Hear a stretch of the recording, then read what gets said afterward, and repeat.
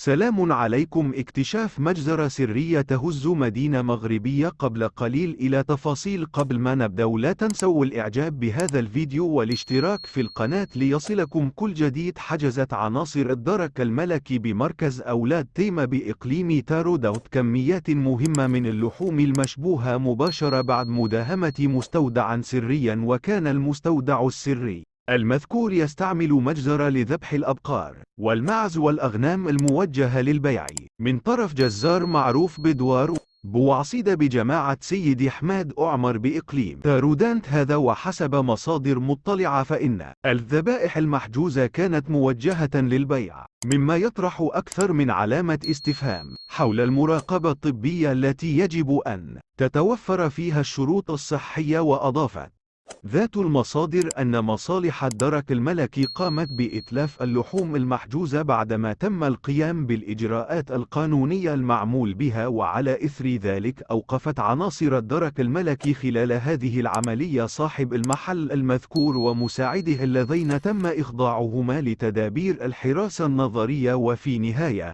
نشكركم على حسن المتابعة.